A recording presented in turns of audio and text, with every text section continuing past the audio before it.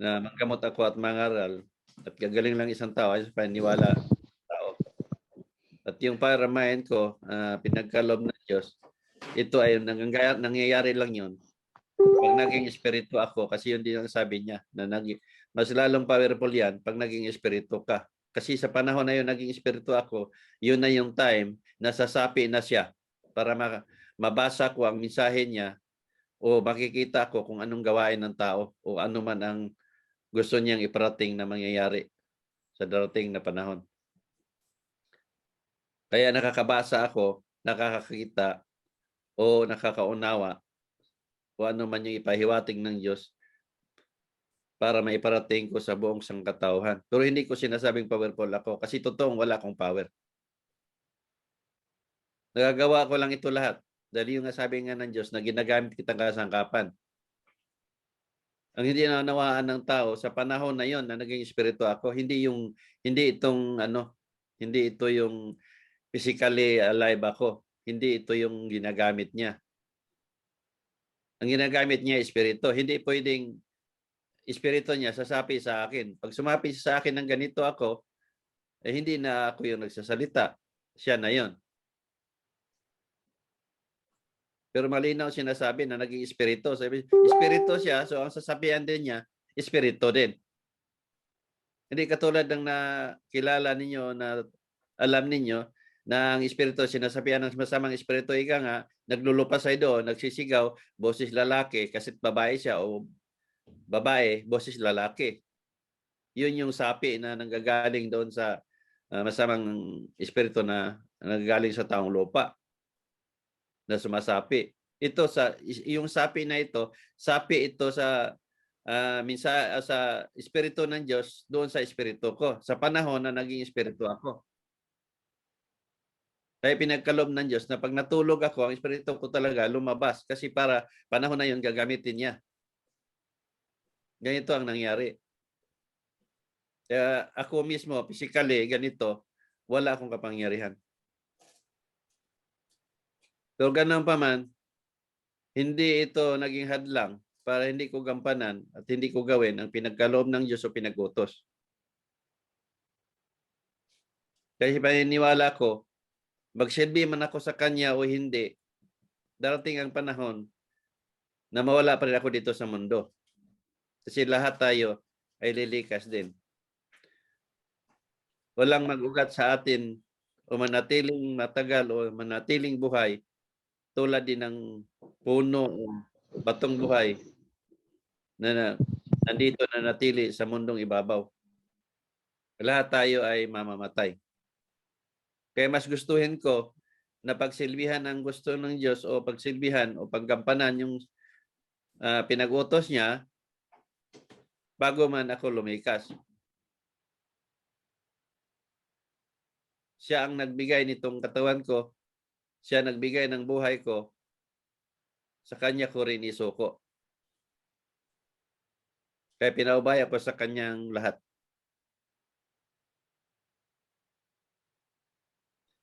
So, ngayon, kung meron kayong isi-share dito, lalo na sa mga ginamot ko, i-share natin, bibigyan natin ng pagkakataon, itong mga bago din, ano man yung mga natanggap ninyong mga biyaya na galing sa may kapal, na siya lang naman talaga ang nagbibigay, i-share ninyo. Hindi ako katulad nung sa pare at pastor ninyo na pag may share, pag meron kayong biyaya, lalo na sa material na bagay, pera, kailangan i-share ninyo, ibahagi ninyo ang 10%. Kung meron kayong pinagbintahan ng baka, baboy o kalabaw o palay o ano man yung pananim kayo, kailangan magbigay kayo ng 10%. Dito, hindi. Ang i-share ninyo dito, ibahagi ninyo kung anong biyayang na dumating sa inyo na galing sa Diyos, na kayo din ang nakikinabang. Kayo ang kumain. Kayo ang gumamit. At hindi kailangan bigay ninyo sa akin o sa pamilya ko. Kasi hindi yan ang utos ng Diyos. Ang sinabi ng Diyos, manggamot ka at mangaral. Sa gagawin mong ito, wala kang sisingilin sa mga tao, absolutely free. So malinaw yon na ang Diyos ay hindi pagkakitaan at mahalin na walang kapalit. At yun din ang paniniwala ko mula noon pa. So hindi totoo na sinasabi ng mga pare at pastor na pag ang utos ng Diyos ay mamahagi kayo ng 10% para sa kanila. Saan nila ginagamit ang 10%? Marami silang tangong yaman, mga magagarang sasakyan, mga magagandang tahanan, gamit ang pera ninyo o pera ng membro. Pinapaaral sa mga anak. So matotal, sila ang nakikinabang. Kaya tingnan ninyo yung mga pastor ninyo, ang mga pare ninyo, mga founder ninyo. Sila yung malalaki ang mga kayamanan, ari-arian, mga tagong ari-arian. Lahat sila. Tingnan ninyo, lahat sila. Sila yung mga secret millionaire. Ito mga pare at pastor. Yun nga sabi ko nga, sa piso na ihulog ng membro doon sa timba o sa landing net nila, sa 1 million na naniwala, 1 million yun sa isang misa. Idalawang koleksyon yun sa isang misa, 2 million. Ilang misa ang ginagawa sa isang araw? Oras-oras yan. Halos buong araw may misa. Imagine niyo kung gaano kalaki ang nalikom nila. Ang tao hindi naghuhulog ng piso. Swerte na lang kung may maghulog ng 5 piso. Karamihan 20 o 10, 20, 50 o 100. Paano kung 100 ang hinulog ng tao? Malaki. Kaya tibang-tiba sila kasi nandoon yung turo ng pare at pastor ninyo na kung magbigay ka ng malaki, mas malaki ang babalik sa iyo o malaki ang biyaya na ibinigay ng Diyos sa inyo. Kaya yun ang pinamulat nila sa mga membro para ganahan magbigay. Kaya nagbigay kayo ng malaki, ibabandilyo nila ang pangalan ninyo sa panahon ng wali nila o sa misa nila. Para mas malalo kayong ganahan. Mas lalo kayong ganahan magbigay. Ito yung mga patibong. Pinag-aralan kung ano kahinaan ng isang tao. Kaya nga, dali kong sabihin na ang mga pare at pastor ninyo, ang kakapal ng mga mukha nito. Halang ang mga kaluluwa nito. Manluloko, manilinlang, at mapanglamang sa kapwa. Bukang bibig ko na ito kasi ito ang katotohanan. Wala akong takot na bigkasin sa bibig ko kasi yun ang utos ng Diyos na huwag kang matakot na magsabi sa mga tao, sa mga mensahe ko. Dahil kasama mo ako sa lahat ng panahon. Sa palagay ba nila na argabyado sila, magdemanda sila sa korte, harapin mo sila. Kaya ito, wala akong takot na magbigkas sa mga salitang bitawan ko na narinig ninyo. Kasi utos ng Diyos ito lahat.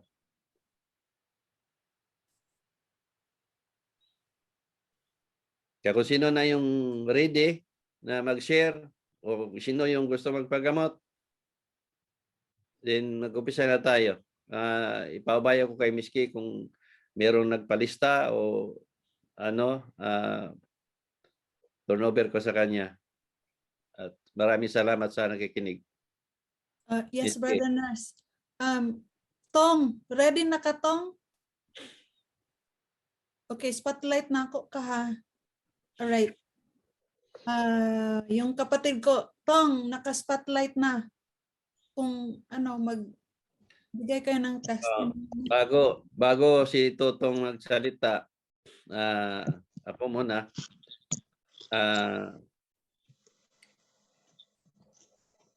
Sandali lang kasi gumagalaw pa yung camera nila. Ito si Totong, kapatid to ni Miss K. 1 week, last week ba o 2 weeks ago? Last week na, Miss K, no? Last week. Oo. Nakasakit ito ng COVID. At hindi na ang niya COVID. Umpisa daw to nung nakarang linggo pa, Huwebes. Ngayon, hindi na niya makayanan, no?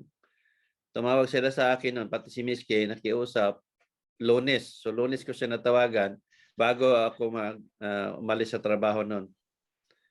Sa panahon na yon, tipong sinabi nung asawa na gusto na nilang isugod sa hospital. Tama ba, Tong? Tong, na frozen kayo. Hello, Tong. Hina siguro yun. Na frozen. Hello? Hello. Okay. The frozen. Na-process. Okay. Narinig mo ba, Tong? Oo. Oo. Tama ba yung nung araw na yon na sinabi ni Ligaya na mas gusto na nilang dalhin ka sa hospital yung time na yon? Ilang signal. Tama yun. Huwebes yun. Nag-umpisa. O ibig sa umpisa, Lunes kayo tumawag sa akin. Di ba? Oo. Oo. Tama yan. Gusto. Dahil nahirapan ka na huminga, gusto ni Ligaya na dalhin ka na sana sa hospital yung time na yon.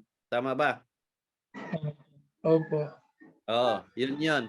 So ngayon, nakita ko sa sitwasyon niya, hirap na talaga siya. Nakahiga yun siya. Kasi hirapan na siya pag nakaupo. Siguro, kudor siya komportable pag nakahiga. So sabi ko, pagdalhin mo sa hospital yan, mas lalong mahirap dahil hindi nyo magawa kung ano yung ipapagawa ko, baka matuluyan pa si Totong. Kasi ang tanong ko, meron ba kayong pang-amoy? Wala. May panglasa? Wala. So pag ganun, COVID na yan, 100% para sa akin. Kasi marami akong kinamot na ganyan, pinapaswab test na positive. Ngayon, ang ubo niya, may plema na matigas, na malapot ng plema. Yun na yung delikado doon. So sa sitwasyon ni Tutong na yon, walang kaibahan. Parihas na parihas doon sa kapatid niyang namatay na na-COVID din. Na yun din yung naramdaman noon na walang pang-amoy at walang panlasa. So yun yung sinabi ko na ipaswab test. Sabi, hindi pa niya magpaswab test kasi may schedule yon. Kasi nga, meron silang strap ba yun sa nandun muna sila quarantine. Ngayon, nung pagka hapunan ba, kinabukasan, nag-swab test sila. Ngayon, pag swab test, ang sabi, negative. Salamat pa sa akin. Pero ang sabi ko kay Miss K, 100% ako, positive yan. Kailangan ipaswab test ninyo ulit. So dumating sa punto na dinala sa hospital, doon na sinwab test, doon na nakita na positive. So lahat ng sinasabi ko, nagkatotoo. So ito si Tutong, hindi ko na siya napaswab test. Kasi pag ipaswab test, sigurado, kukunin talaga siya. Ang mahalaga sa akin, nagagaling siya. Pero 100% positive talaga siya noon. Ngayon, kinamot ko siya yung time na yon sa isang umaga ko ginamot na intimano yon na guminawa siya, na ginawahan siya. Tapos, pagkagabi, umuwi ako, kinumusta ko, malaki ang nag-improve. Tapos, ayun, humingi ako ng mensahe, nagbigay ang Diyos ng mensahe pangalawa na. So ganun ako yung manggamot ako. Ba't ko sinabi ito? Para alam ninyo kung paano ako manggamot. May mensahe ang Diyos Hindi ako magsasabi, si Tutong. Kasi siya ang nakakaalam kung totoo ba ang lahat. Ngayon, nagbigay ang Diyos ng mensahe. So ito yung sinasabi ko sa inyo. Pag nagbigay ang Diyos ng mensahe, mabuti o masama, doon ako masaya. At yun din yung sinabi ko kay Tutong noon, time na yun. Ngayon, nung nagbigay na, natuwa ako. Kahit hirap siya. Alam ko talaga na pagalingin siya. Kasi ito siya, naniwala na sa akin, pero hindi siya gumagamit ng Facebook. Na alam ko na niwala na siya. Kasi nga, tuwing nakausap ko ang tao, naramdaman ko na may paniniwala. Hindi man ganun kalaki, pero alam ko yung pagpakita ng kasalanan o gawain o mabuti man o masama, kung anong meron man sa isang tao, patunayan na gusto pa ng Diyos na mabuo ng lubos ang paniniwala ng isang tao. Yun yung nangyari kay Tutong. Ngayon, pang kinabukasan yata o kinabukasan, bumalik ang ano niya, hirap. So tumawag sa akin ng asawa na nahirapan uli. So ngayon, alam ko nung nahirapan siya, meron pa rin gusto ng Diyos na mangyari. So ngayon, nakausap ko siya, nagpaalam pa sa akin, at tinawagan ko nung hapon, nakausap ko, tapos nagpaalam pa siya na gamit ng oxygen kasi hirap na siya talaga. Sabi ko, may oxygen ba kayo dyan? Sabi niya, sa kilala niya, o taga-region ba sa kanila na may oxygen. Pero yung pala, mayroon palang oxygen sila ni Miss Kay sa Cagayan at pinapahatid doon sa kanila. So sabi ko, Tong, ang oxygen ay hindi yan magpagaling sa iyo. Pero okay lang gagamit ka kung saan doon ka maging komportable. Pero magpagaling sa iyo, paniniwala. So patuloy ang pangaral ko. At kung ano man yung ipakita ng Diyos, kasi humingi ako ng panibago kung ano man ang meron pa, kasi nga may purpose ang Diyos doon. So pagkatapos namin nag-usap, humingi ako, may pinapakita. Tumawag ako sa nila, Facebook, naka-sara, may miss call pa nga ako. Gusto ko makausap siya, pero gabi na kasi yon, hindi na siguro. Pero tumawag sa akin anong oras yon tumawag, na ayun, sinabihan ko siya kung ano man yung mga nakita ko. So siya rin nagsasabi na totoo, pero siya ang magsasabi sa inyo kung ano man yun. Ngayon, pagkatapos ko yung sabihin, ayun, mula noon, dandahan na nagbago at mismo ang asawa, mismo si Ligaya nagsabi na mabilis ang recovery ni Tutong hanggang sa gumaling. Tama ba, Tong? Opo. So ngayon, Tama ikaw magkikwento sa kanila sa buong pangyayari kung ano talaga ang nangyayari mula umpisa, bago, before and after, kung ano ang nangyayari talaga. Opo.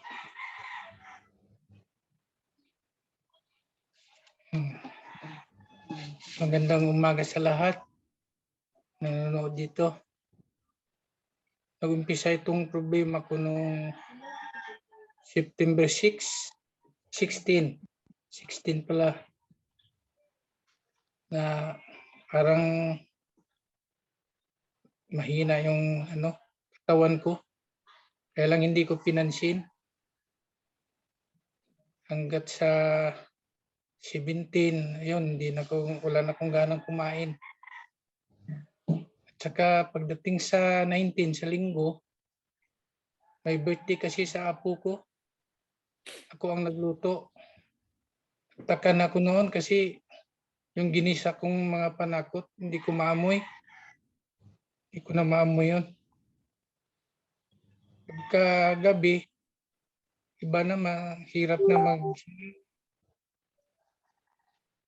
ayun, pagkalunis, ayun, nagtawag na ako kay Bibing na sa Facebook. Yung sabi niya, pagamot na ipagamot kita kay Brother Nars. Yun sa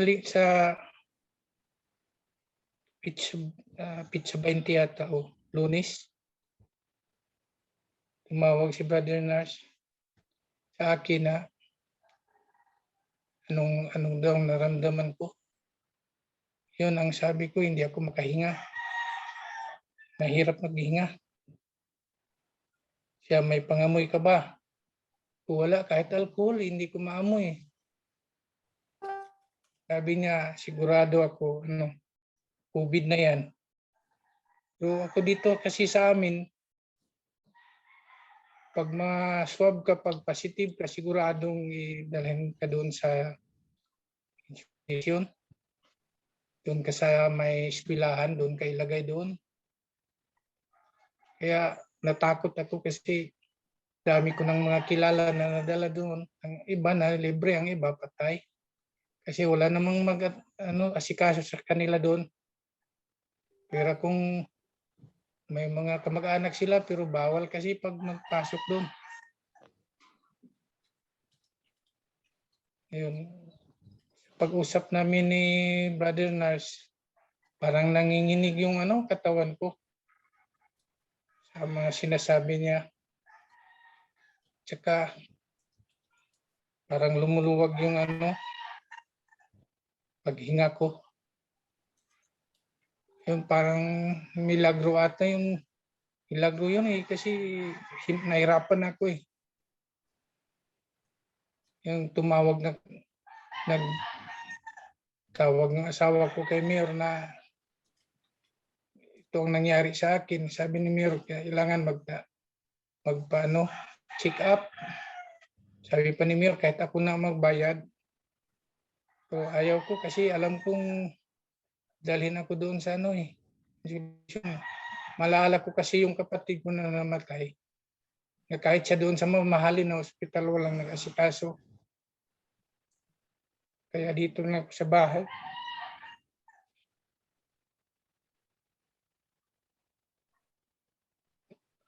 Sa awa ng Diyos. Pagaling ako ni Brother Nars sa Panginoon. Ngayon may maghinga pa man ako pero hindi na masyado. Pag mag-ubo lang ako, alam kong pagalingin ako talaga ng Jesus Christ.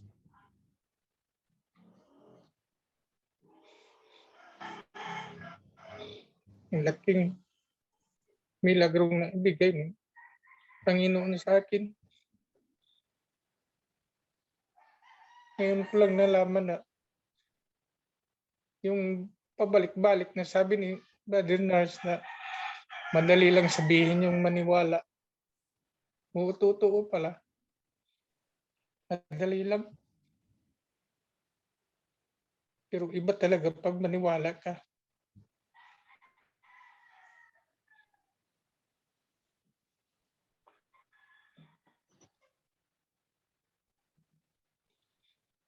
Ngayon,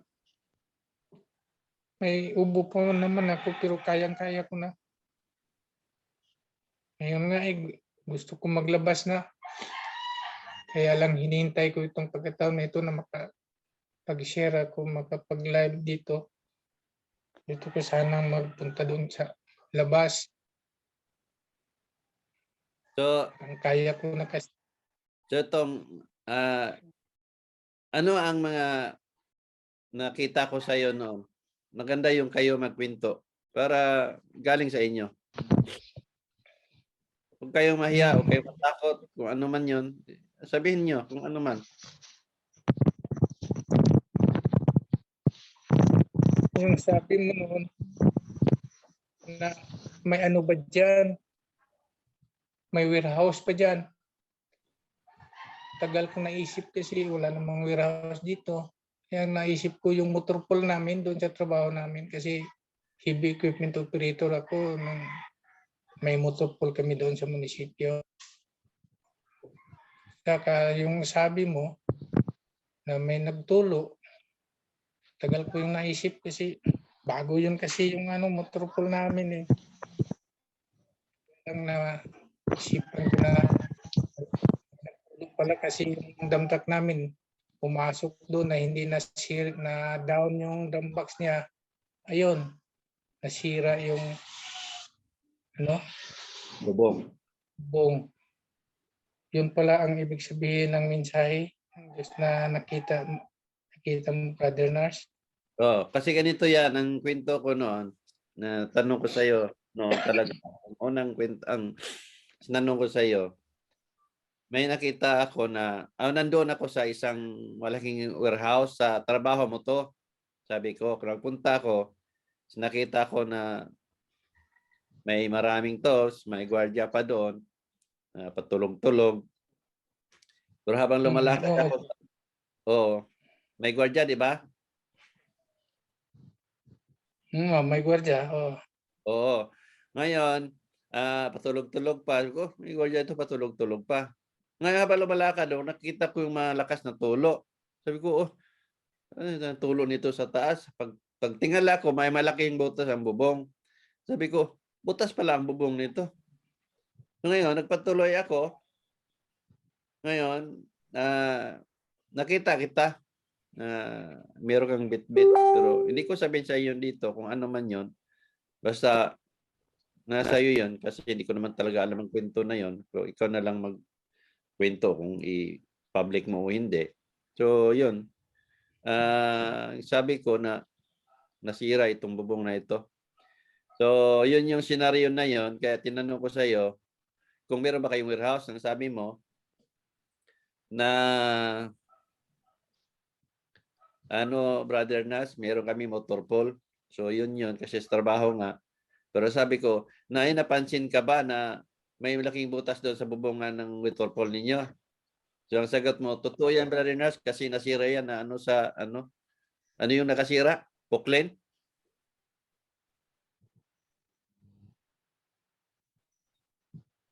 Nag-frozen. Frozen na naman sila. Tong, na-frozen kayo. Ay, may na siguro yung signal nila. Hello, Tong. Guy? Hello. Okay. Okay na, Brother Nas. Narinig ba yung sinabi ko kanina? Opo.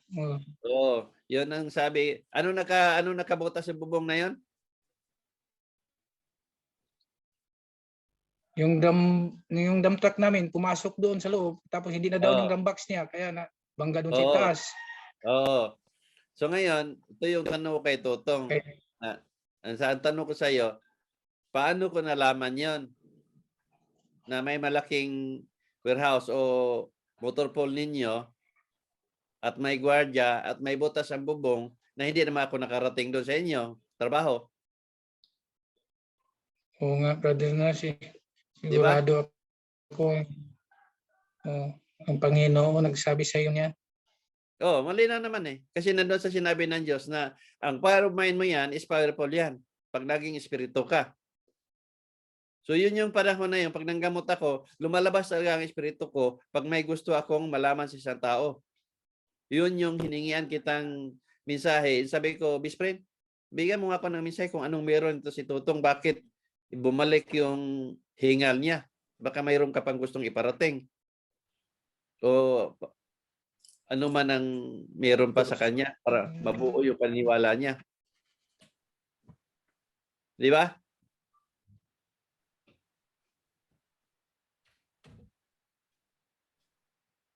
Frozen na naman, Miss K.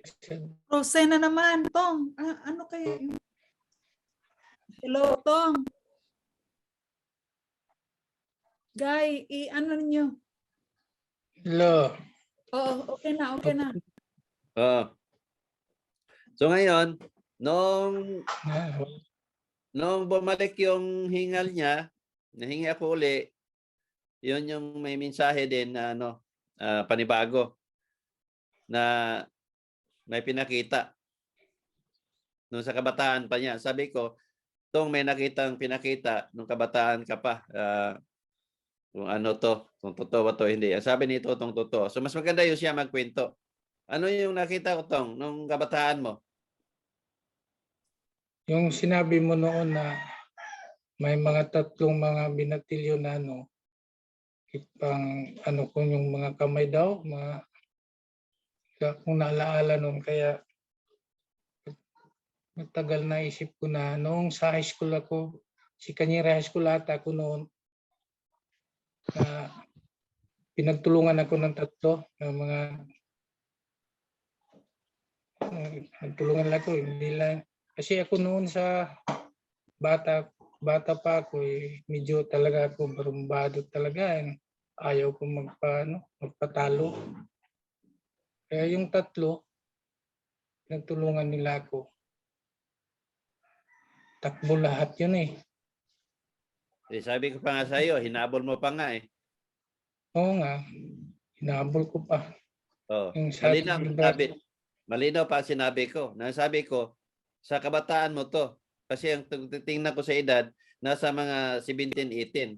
Di ba sinabi ko sa iyo yun? opo, O, tama. Yung sinabi mo, nasa high school ka sa panahon na yon na naging barumbado ka.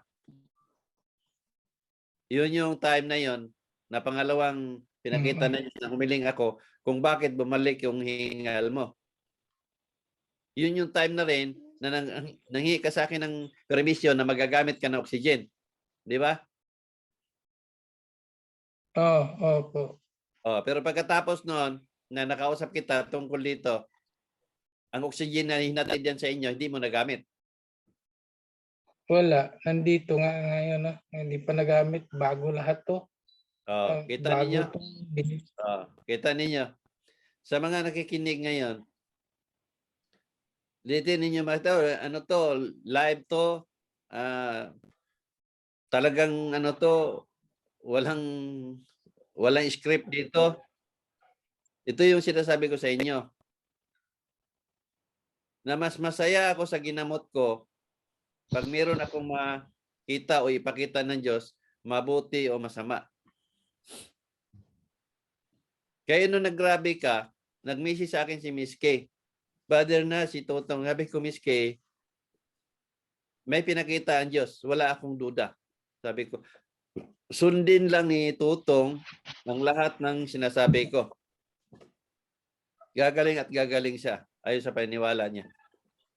Kasi nagkaroon na kayo ng phobia, pati si Miss K, nagkaroon siya ng phobia doon kay Bubot. Di ba? Opo. Opo. Oo. Si Bubot naman, nung tapos ko gamutin, walang misahe ang Diyos. Humingi ako, wala. Pangalawa, wala. Kasi abot ang hingi ko kung bakit. Si Miss K, alam niya kung manggamot ako, laging may misahe yan. Kasi nagsishare ako sa kanya sa mga ginamot ko. Ngayon, humihingi si Miss K sa akin, nagtanong si Miss K sa chat, Brother Nas, wala bang misahe si Bubot? Sabi ko, Miss K, wala. Hindi ako gumagawa ng kwento. Hindi ako gumagawa ng kung anong kwento para masabi na may misahe. Hindi ako ganon. Pag humingi ako sa Diyos ng anong meron ng isang tao, pag wala talaga, wala. Yun ang sinasabi ko sa inyo na may misahe. Hindi ako ganon. Pag humingi ako sa Diyos ng ano, Sorry, Brother Nurse. alam ko, naka-on yung Facebook. Ngayon, pag may mensahe, doon ako tumatawag. Kung wala, wala din. So ngayon, humingi ako noon, wala. Una, wala. Pangalawa, wala. Pangatlo, wala pa rin. Ang sabi ko kay Miss K, wala talaga, Miss K. Kahit anong hiling ko, wala. So, mga apat, nag-try pa rin ako. Normally, humihiling ako niyan. Pag nanggamot ako, pag wala, humihiling ako, hanggang 3 lang talaga ako. Pero dahil nga si Miss K, ito nga, naging katuwang natin, naging bahagi sa pagsiwalat, pamilya niya, kaya humiling pa ako uli. Sabi ko, best friend, bigyan mo nga ako kung anong meron dito.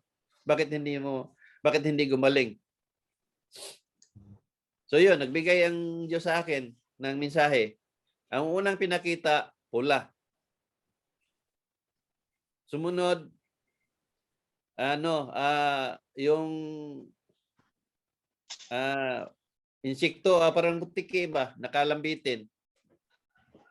Tapos, yung sinabi niya na bugnaw. Kaya sabi ko kay Miss K, Ako, miski, pangit ang mensahe. Sabi niya, ano yung Brother Nars? Sabi ko, kita pula.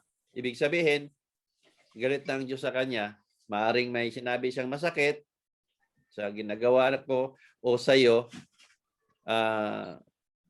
kung may nasabi man siya tungkol sa iyo, ang Diyos pa rin sinasabihan niya kasi ang isiniwalat natin ang mensahe ng Diyos.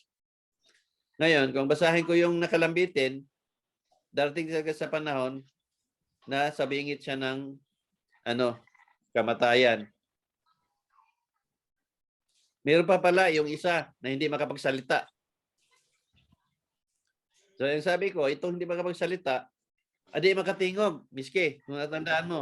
Oh, hindi makatingog. O, hindi makatingog. So, sabi ko kay miski, ang narinig kong sinabi ng Diyos na hindi makatingog, ibig sabihin, darating sa panahon na mag-oxygen na siya at hindi na siya makapagsalita. Tapos yung huli, ay yung pangalawa, o pangatlo, pang-apat, yung bugnaw. Na darating ang panahon na, ayun, bugnaw. Ano yung bugnaw? Pag namatay ka, di ka pa maano agad, sa pressure ka. So na doon, ang bugnaw. Tapos hiling pa rin ako. Nasabi ko kay Miss Kay, kahit ganun ang mensahe, sumika pa rin akong humiling na magbigyan ng pagkataon. Like kung bago ko matulog, katulad ng ginawa ko sa iyo, Tong, bago ko matulog, pagising, ikaw din ang naiisip ko, ganun din ang ginawa kay Bobot. Nasabi ko, best friend, bigyan mo ng pagkakataon na physically, na ipagkaloob mo nagagaling para ma-realize pa rin nila na totoo na nandiyan ka nagpagaling at tunay akong ginamit para, ayun, maging bahagi. So, ngayon,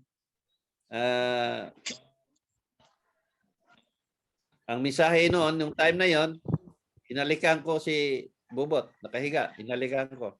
Yun ang sabi ko kay Miski. Miski, ang mensahe, umalik ako sa kapatid mo. Sabi ni Miski, anong ibig sabihin ng Brother Nars? Ang sinabi ko lang, dalawa. Mahal siya ng Diyos, pero ang hindi ko talaga pinagdiinan, yung magpaalam. Kasi pag nagpaalam ka, normally, mahalik ka. Nag-goodbye ka. So, ang sinabi ko kay Miss K, para hindi siya malungkot, mahal siya ng Diyos. Pwede ko rin sabihin na mahal at di ko sinasabi talagang pinagdiinan na nagpaalam. Yung time na yun na nagrabe na siya talaga, grabe na, humiling pa rin ako na sana bigyan ng pagkakataon physically na makarecover si Bubot. Yun na yung post ko noon, nakita ninyo na yung elf na si Jesus Christ ang nag-drive, ako nasa front seat din, nakatabi kami, na mayroon kaming gold ginto sa likod ng sasakyan at tandahan na hulog habang tumatakbo kami. Kung nabasa ninyo, matanda ninyo. Kanya yon. Ibig sabihin ng Diyos doon, gaano man karami ang pera ng isang tao, iiwanan at iwanan ito pag wala na sa mundong ito. At hindi gagaling ang isang tao sa pera na meron tayo. Kaya lahat ng mensahe doon kay Bubot, pangit. Kaya dumating talaga sa punto na kapatid mo tong nawala. Kaya si Miss K, nung nalaman ni Miss K lahat ng mensahe na yon, pilit niyang tanggapin, pero nang ibabaw pa rin yung sana makarecover siya. Kahit alam niya na yun na talaga ang mangyari. Kasi nagsishare ako palagi at yun ang mga mensahe ng Diyos at testimony ng mga taong nakitaan ko na buhay pa na mamamatay na. Hindi lang si Bubot yun nangyari sa kanya, hindi lang siya. Marami dyan na nag-testimony na buhay pa ang pamilya nila na ginamot ko na sinabi ko na hindi na magtagal yan. Mamatay na yan. Kaya nung sa panahon mo tong sabi ko kay Miss K, huwag ka maglala, Miss K. Walang mensahe ang Diyos na mawala si Totong. Brother Nars, pwede mag-share doon. Sige, Kasi mag-share dito kay Totong. Yung tumawag si Totong sa akin, Nung first na, yun nga, magpadala siya ng hospital, hindi na kaya. Kaya yun, nagbanat na ako sa asawa niya, si Ligaya. Sabi ko, bakit kasi punta kayo ng hospital? Eh, kung dadalhin yan sa hospital, eh wala na, maghintay tayo. Kasi first, hindi maasikaso. Tapos, yun nga, kasi naisip ko talaga si Bubot, sabi ko, magpagamot kayo kay Brother Nurse. Gusto ko kayo mag-contact kay Brother Nurse kasi pagalitan ako pag ako kasi nasaan ang paniniwala. Sinabi ko yan kay Ligaya sa ano talaga message sa text. Tapos hindi kayo mag-contact kasi yun nga naka-private sila. Oo. Tapos sabi ko sinabi na yan na dapat i-public yung mga account nyo para na pag mag-share kayo, ma-public din. Eh ngayon, hindi ko naman sila ma-blame kasi lalo na yung kapatid ko kasi hindi man yan nag-Facebook lang yan dahil sa mga apo niya pero hindi talaga nila alam. So, tinulungan ko sila paano i-public. So, yun na yun, na-public na. Tapos, yun, na-contact nyo, Brother Nurse. So, anyway, to make the story short, yung the next day, nag-follow up ako, yun na nalaman ko na hirap na siya. Sabi niya, natawagan daw, pero Bing, hangos man Bing, lung ka ng kapoy. Tapos, iba yung isip ko ba, dahil kay Bubot, mag-isog-isog ko kay Tutong, sabi ko, kaya na ni mong COVID, ayaw magpalupig. Ana, grab, the same thing, pero at the same time, kulbaan ako kay, ingani, gada akong gibuhat kay Bubot na feeling kayo na ako na very strong ko, pero at the back of my mind, sabi ko, ay, naku, yung lalo na Brother Nurse na may mensahe, the latest condolences, parang ganun, iniisip ko, ay mamamatay ako nito. Sabi ko, ano ba to? Tapos, si Tutong, nag-ingon siya sa ako na, Bing, kapoy Bing. Pero Miss Kay, Ayaw kaya pasagri akong anak, Bing ha, na namilit sandali na lang siya. Miss Kay, sandali lang. Mm. Yung sinabi mo latest condolences, hindi pa naman si Totong nagkasakit noon. At sinabi ko na yung nagsabi sa Diyos na latest condolences, mayroong mga taong nangutya at maaaring susunod. Eh, check naman si Totong siguro, hindi naman sure na nangutya kasi naniwala naman siya. Eh, alam ko naman na hindi si Tutong, kaya lang, pero iba yung iniisip ko, Brother Nurse, dahil bago pa nga si Bubot eh. Kahit na naiyak talaga ako, iyak ako, pero pag nagsabi ako kay Tutong, kasi maingon man siya na, Bing, ariglabi akong anak, Bing nga, anak ba? Naku, agoy mo, ganito ang sinabi ng kapatid ko na, Miss Kay, anak, ganon. So sabi ko sa sarili ko, Tong, I'm telling you, straight to your face, sabi ko, kung mangyari man yan na mamamatay ka, sabihan talaga ako ni Brother Nurse, tulad kay Bubot. Pero very confident ako kasi may mensahe ka iba kay Bubot. Yung sa'yo, the next day may mensahe sa'yo, tapos the second day meron na naman. Sabi ko, no, just continue. Sabi ko, magbasa lang kayo, 3 P's ang kailangan. Yun ang sinabi ko sa kanya. And then pati yung asawa nagsabi na, Day, i-cremate trabako, saon man nga na. Katawa lang ko, pero muhila ko, ako na lang isa na ko, agoy ginukon, sa naman So yun.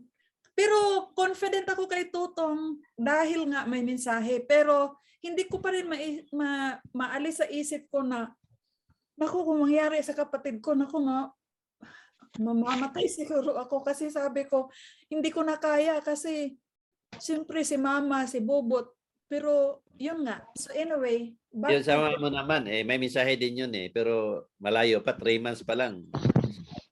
Oo, pero sige na, I don't want to disturb. Nahuman na to imong testimony itong isulti itong ako mo. Hindi pa. Yung nakita ko yung merong batang babae na sa kanila na sunod-sunod, tsaka yung isulti itong. Kung sabi ni Brother na sa akin na may bata ba dyan na hindi inyong anak na nagsunod-sunod sa ako daw sa akong sa kay Gaya. Mayroon yung anak sa anak ko na nandoon sa Dubai. Wala kasi dito ang mama niya, nandoon sa Dubai. So, nagtaka ko ba't nalaman niya na may babae dito na bata sa bahay.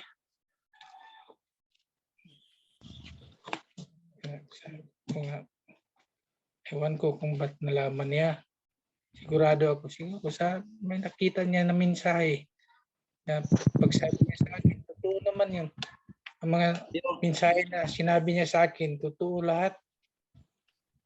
Yung Nangyari lang.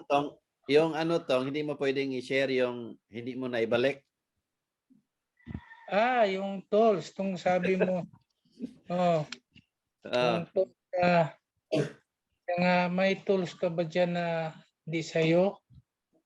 Kung mayroon na hinahiram ko doon sa munisipyo, hindi ko pa naibalik. Hanggang ngayon hindi ko pa nabalik. Ewan ko ba't nalaman niya na may nahiram ako. Yan yung makikita na ang mensahe ng Diyos talaga totoo na mayroon ako power mind. Kasi nga nakita ko nga si Totong na may dalang tools galing sa warehouse. Ngayon, sabi ko, ano mo itong dala niya na tools? Tapos nasa bahay pa nila.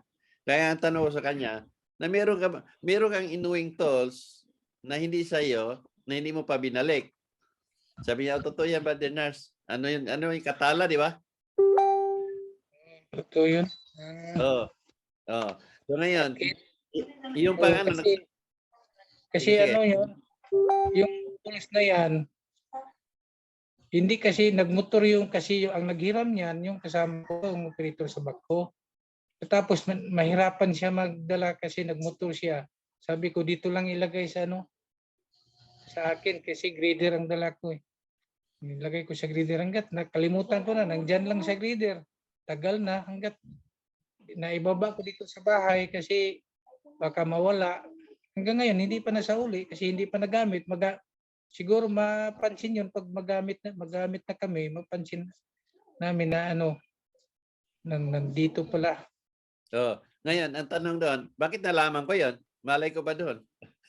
Di ba ko nakakita anong ginagawa ninyo? Di ba?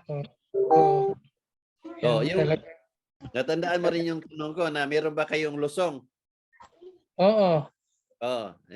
Sabi mo, wala. Sabi ko, wala ba kayong lusong na hinira mo, kung naglubok ba kayo ng palay, nagbayo? Sabi mo, wala, Brother Nars. Tapos, ang sabi ko kay Tutong, walang lusong, hindi kayo nagbayo ng palay. So, ang sabi ko, dito ako mag-upisa tong magbasa.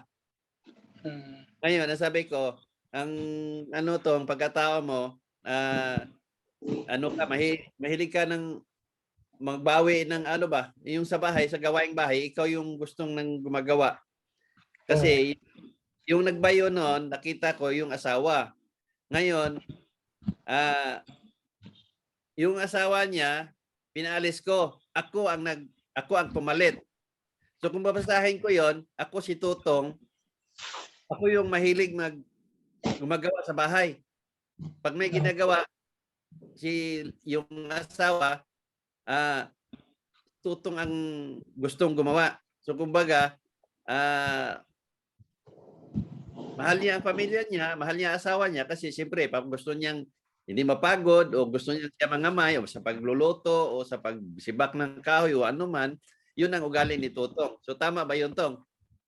Totoo talaga yun. Kahit man nandito man ang asawa ko, kahit galing ako sa trabaho, ako talaga magluto dito sa bahay. So yun. So ngayon, ang tanong doon, paano ko nalaman yun? Na hindi naman kita kilala, hindi mo ko nagpunta sa bahay ninyo, hindi naman kita kapitbahay. Di ba? Ikaw talaga yung inutusan ng Diyos.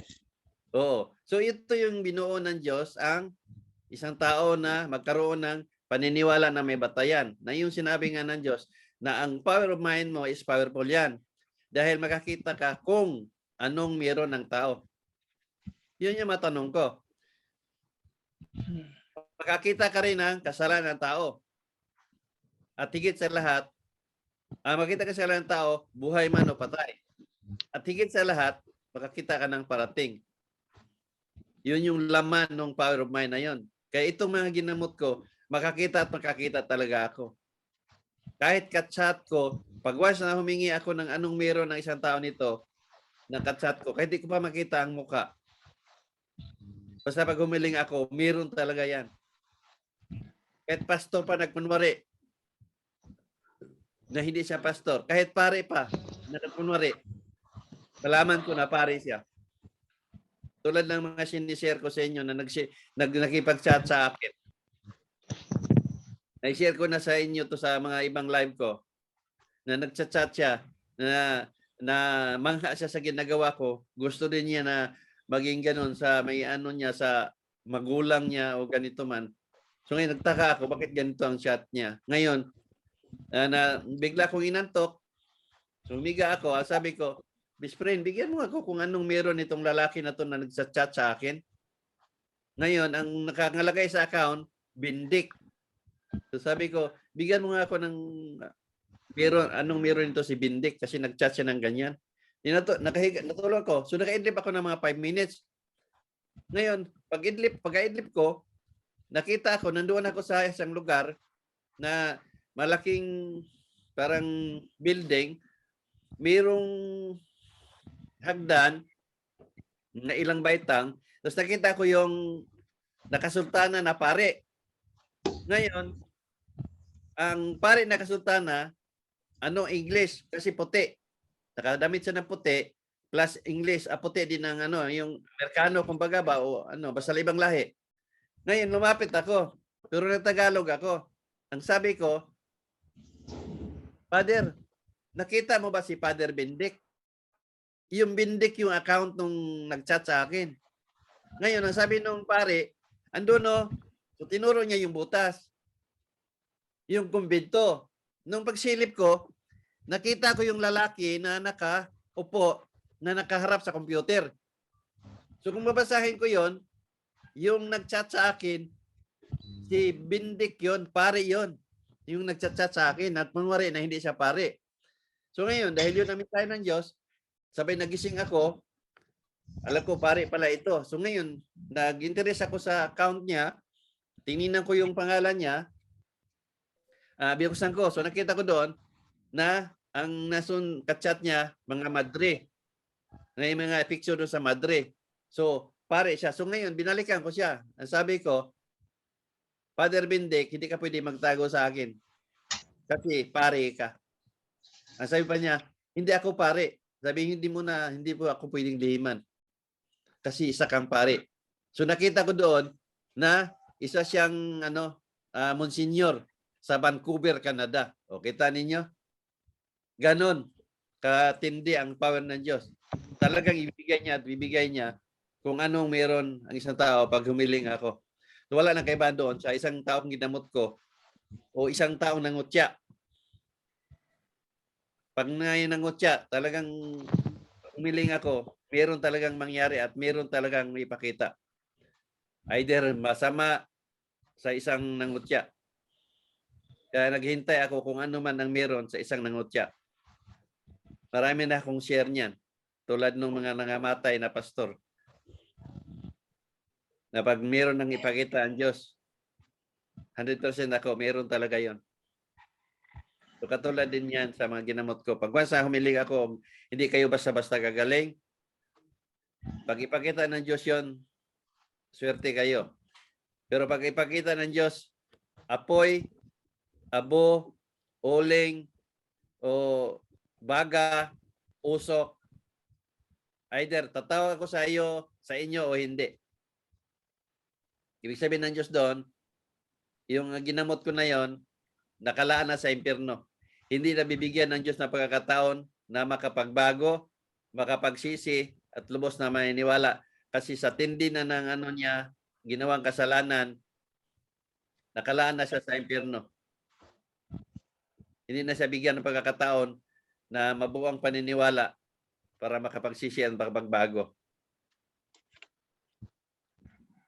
Ganun ako na manggamot. Kaya pag ganun, either tatawa ko hindi o magpatuloy ang pangaral ko sa taong yun.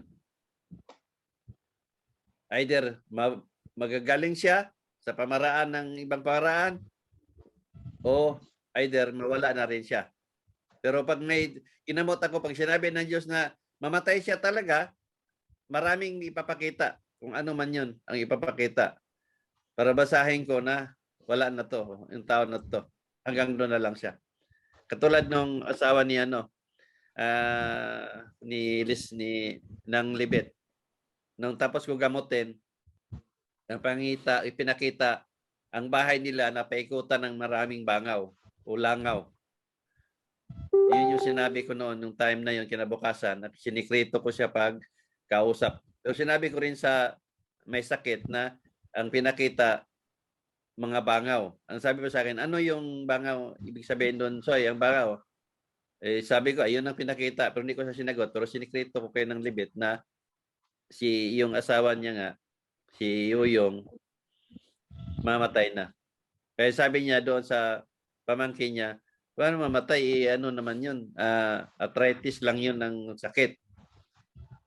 So pagkahapon, doon, namatay. So doon ang papatunay.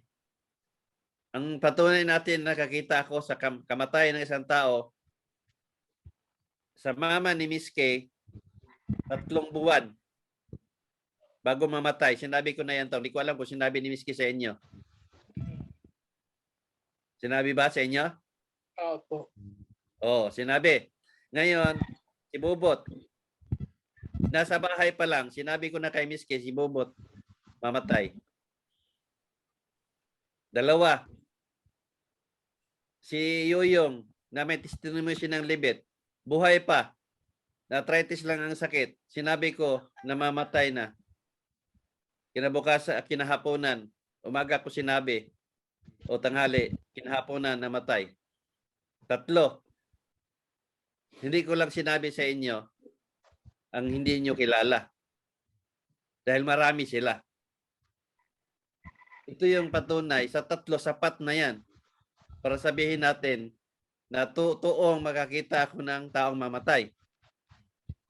Sa marami na akong sinabihan na tinatawagan na sila, itong mga taong ito, na nangutya, mamatayan. Marami talaga.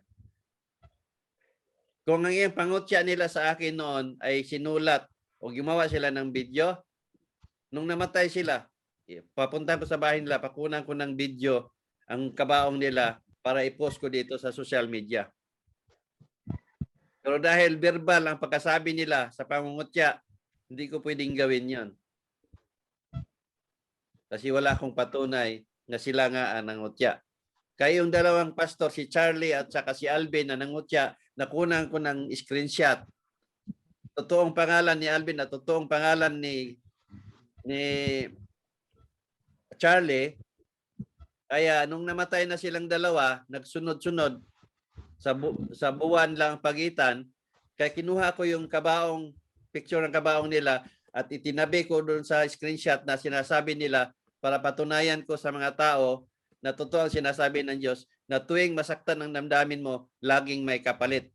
Buhay ang kapalit nila. Mamamatay sila. Kaya totoo ang mensahe ng Diyos. Kasi meron tayong patunay. So malinaw na pinagutusan ako ng Diyos para iparating sa mga tao ang mensahe niya na manggamot ako at mangaral at ituro ang tamang paniniwala at isiwalat ang kasinungalingan na gawa ng mga pare at pastor ninyo na pininiwalaan ninyo na sila ang pinagutusan ng Diyos na hindi naman. Samot-saring mga pamaraan kung paano ang Diyos gumawa ng himala. Sa mensahe niya na makakita ko ng parating, marami akong mga post na nagkatotoo. Dito pa lang sa COVID, madami na ang nasa COVID, nasa mga album yan. Marami na. Yung mga sakit na dumarating, yung trahedya na dumating, tumbukan. Ulit-ulit sinasabi, yung Bagyong Yolanda, tumbukan. Yung Marawi, tumbukan. Yung Duterte, tumbukan. Yung tsunami sa Indonesia, tumbukan. Yung yelo sa Alaska, tumbukan. Yung bulkan sa Japan, yung bulkan sa Hawaii, at marami pa. Hindi pa ba sapat sa inyo ito? Kayong mga nakikinig, hindi pa ba sapat sa inyo? Na tunay akong ginamit. Itong sinasabi ng Diyos na walang pare at pastor na makalapit sa iyo at walang media makikialam sa iyo. 11 years ko nang ginawa to. Walang iisang pare na lumapit sa akin para panagutin ako sa isinisiwalat ko na ang bukang bibig ko, sila ay manluloko, manlilinlang, rapist at ano pa. Walang media na nakikialam. Maraming media nakakaalam sa ang ginagawa ko. May mga media sa krusada ko. Walang isang media na nagsasabi na si Narciso Olalo ay tunay ginamit ng Diyos para makarating sa nakakarami. Sila ang nagpapatunay na totoo ang sinabi ng Diyos na walang media na makikialam sa iyo at walang paring makalapit sa iyo. May mga pare akong kausap, may pastor akong kausap, iisa lang ang sinasabi. Diyos lang, Diyos ang naging kalaban namin diyan. So, ibig sabihin, hindi sila makikialam sa akin. Kasi alam nila na Diyos ang kalaban nila. Hindi ba sapat ito sa inyo? Para sabihin na tunay akong ginamit ng Diyos? Ang sinasabi na karami, demonyo ang gumamit sa akin. Isa-isahin natin kung saan ako naging demonyo ang gumamit. Na walang demonyong powerful. Kung demonyo ang gumamit, sa nagagawa kung ito, lahat ng nagagawa at lahat ng mensahe ng Diyos, ano naman ang kayang gawin ng Diyos na kilala ninyo? Na demonyo pala ang gumawa nito. May demonyo ba na magpaalala sa mga tao na magkaroon ng pagbabago, pagsisisi at lubos na paniniwala para sa kaligtasan nito? Sino ang mawalan? Ang demonyo. Hindi na dapat siya magpaalala kasi siya ang mawalan. Patunay na Diyos ang nag-uutos para hindi ang tao mapahamak at magkaroon ng pagbabago, pagsisisi at lubos paniniwala para sa sariling kaligtasan. Bakit nila ito ginawa? Kasi ang tunay na demonyo, ang mga pare at pastor ninyo. Yan nandoon ang sinabi ng Diyos. Naniwala sila ng Diyos, pero ang lumabas sa bibig nila, puro demonyo. Hindi pa nila iniisip na ang demonyo nasa harapan nila. Sino ang nasa harapan ng mga membro? Ang mga pare at pastor ninyo. Kayo mga pastor, sino nasa harapan ninyo? Ang mga membro ninyo. So malinaw sa paniniwala ko na ang demonyo ay tao. At yun ang lagi ko ulit. Nakakita ba kayo ng demonyo na bumubulong sa tao na gumawa ng kasamaan na espiritu na demonyo? Wala. At ang nakikita ninyo na gumawa o bumulong isang tao na gumawa ng kasamaan, ang nakikita ninyo, ang kaibigan ninyo, ang kakilala ninyo, o ang tao na nakikita ninyo na mag-utos sa inyo na gumawa ng masama. Kaya kung sino yung nag-uutos, siya yung demonyo. Dahil walang Diyos na mag-uutos na gumawa ka ng kademonyuhan o kasamaan sa kapwa mo. Malinaw na ang demonyo ay tao. Sino ang nagtuturo ng kasinungalingan? Ang mga pare ninyo at pastor ninyo. Tinatawag ko sila ng ama ng demonyo.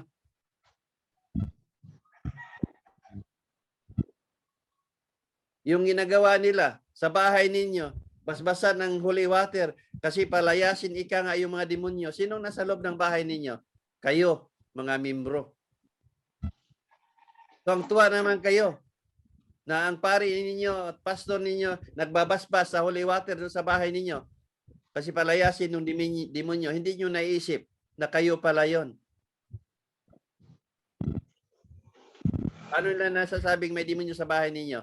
Hindi sila makakita ng espiritu. Ngayon, kung makakita pala sila, hulihin, talian, sunugin, at wala ng demonyo na manatili sa bahay ninyo. Wala ng demonyo kung saan-saan man. Ilan ba ang demonyo na sinasabi nila? Ibig sabihin, sa isang tao, isang demonyo ang kasama. Ibig sabihin, sa bawat tao may kasamang isang demonyo para sabihin natin ang demonyo ay hindi mauubos. Ayun, kung gagawin nila yon, susunugin, patayin, wala ng demonyo. Tahimik na ang mundo. Pero hindi nangyari. Kasi nga walang espiritong demonyo at ang totoong demonyo ay tao. Kung demonyo ang pag-usapan, sila ang tunay na ama ng demonyo, ang pare at pastor ninyo. Kaya tinatawag ko sila ng manluluko, manlilinlang, mapanglamang sa kapwa. Kaya kung tingnan nyo ang gawain nila, ang turo nila ay puro kasinungalingan. Malinaw doon na manluloko sila at malinlang. Kaya tinatawag sila ng Diyos na number 1 mga kasalanan. Ano sabi ng Diyos? Ang pare at pastor ay tinatawag ko sila na number 1 mga kasalanan. Sa iyo, pastor, sa iyo, father, kahit sa harap ko, kayo. Sasabihin ko sa inyo ito. Kaya yun ang sinsahe ng Diyos. Ang kapal ng mga mukha ninyo. Hindi kayo nahihiyang lumamon sa pinaghirapan ng mga membro ninyo. Ipinamulat ninyo sa kanila na kailangan sila magbigay para biyayaan, para magsikap. Pero hindi nila naisip ng membro na kaya sila nabiyayaan dahil sa pagsisikap nila at hindi dahil sa dasal ninyo na ipinamulat na ang dasal ninyo ay makapangyarihan o powerful. Samantalang sinasabihan kayo ng Diyos na number 1 kayo makasalanan. Marami kayong ginawa sa mga tao para malubog sa kasalanan at mapapahamak. Kaya kung naargabyado kayo, mayroon tayong batas sa lupa. Gamitin niyo ang mga live ko, gamitin niyo ang mga video ko, din magharap-harap tayo para doon sa korte, sasabihin ko sa inyo na kayo ay ama ng demonyo. At sinabi ng Diyos, kayo, mga pare at pastor, ay number 1 makasalanan. At may himayin natin ang bawat gawain ninyo kung ano ang ginawa ninyo sa mga tao. Panindigan ninyo, patunayan na kayo nga ay totoo. Dahil yun din ang gagawin ko sa harapan ng husgado. Hindi katulad nung ginawa ninyo kahapon sa Zoom. Nagpadala kayo ng mga board yun sa Zoom namin. Hanggang doon lang kaya nyong gawin.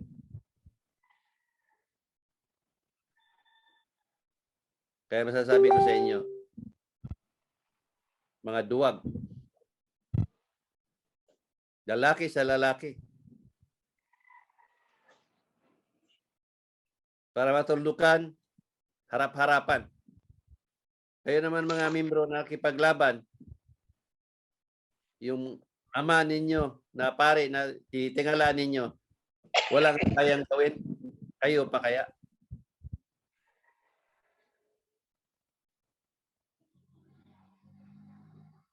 Kaya kayo mga membro, kayo mga nakikinig, mag-isip kayo ng mabuti. Kaya ang panahon ngayon, paiksi ng paiksi na. Yung nga sinasabi ko kasasum kahapon, ng kapanahonan noon, sa panahon ng mga king, na sila ang nasusunod ng mga tao. Kaya ang Diyos nalulungkot na. Kaya nga ang tao, ang Diyos nagkatawang tao na para magpakita sa mga tao na may Diyos sa buhay ng tao at walang ibang makapangyarihan, hindi tulad ng king na sila ang nagpakilala na sila ang may kapangyarihan sa lahat kasi sila ang nagpasunod sa mga tao. Sa panahon ngayon, ito ang nagpakilalang powerful. Itong gobyerno natin, itong vaccine ginamit nila na isang sandata bilang power na sila ang masusunod at wala nang magagawa ang mga tao. Wala nang kibahan ito sa panahon ng mga king at itong nangyari ngayon sa vaccine. Hindi kayo makagalaw pag walang vaccine. Ginawa nilang power, silang masunod. Kaya nasa mensahe ng Diyos yan, na ang bawat mag-alis ng karapatan ng isang tao dahil yan sa vaccine, mananagot ito after death. Kahit sino sa inyo. Dahil ang tao, binigyan ng Diyos ng kalayaan, mabuhay dito sa mundo. Siya ang mamili kung anong gusto niya. Tulad din ng vaccine. Nakikita naman natin na hindi napag-aralang maigi. Pero ipinipilit ninyo isaksak sa katawan ng tao. At ginigipit ninyo ang mga tao. Sinasakal ninyo sa liig. Kaya ang tao napilitan. Kaya inalis ninyo ang karapatan ng bawat isa sa sarili niyang kalusugan. Kaya kayong lahat mananagot pagdating ng oras nang mawala na kayo sa mundong ito. Kaya itong lahat, kasama na ito sa paalala ng Diyos. Kaya ito na ang panahon na ang Diyos ay gumamit na ng isang tao na tulad ko na manggamot at mangaral para magkaroon ng pagbabago at pagsisisi at lubos na paniniwala ang lahat ng mga tao sa buong sanlibutan. Dahil ang mundo ay lubog na sa kasamaan at kasalanan. Kaya magandang umaga sa lahat at maraming salamat sa pakikinig. Miss K. Salamat, Brother Nars. O magpasalamat ka tong. Wala pa ka nagpasalamat. Salamat sa mga pag-ampo mo sa ako. Tugutan ka sa Ginoo na ikaw ang iyang gitugutan nga magtambal sa amo. Salamat, Brother Nars. Salamat sa Ginoo. Maraming salamat, Tong, at purihin ang Diyos at siya ang nagpapagaling. Kaya ang pasalamat na sa inyo na gusto sa Diyos kasi ang Diyos ang nagpapagaling. Sa akin, tanggap ko ang pasalamat ninyo, pero ang pasalamat na gusto natin, maging bahagi kayo sa pagsiwalat ng katotohanan para makarating sa kapwa ninyo. Yun ang pasalamat na gusto ng Diyos. Hindi yung hanggang nandoon na lang. Salamat, madaling sabihin salamat, tapos na. Pero ang salamat na kailangan natin ay bigay sa Diyos, itong ipamahagi natin kung ano man yung natanggap natin mga biyaya, lalo na sa iyo, na binigyan ng Diyos na pagkakataon na manatili sa mundong ito. Na maging bahagi ka sa pagsiwalat ng mga mensahe niya.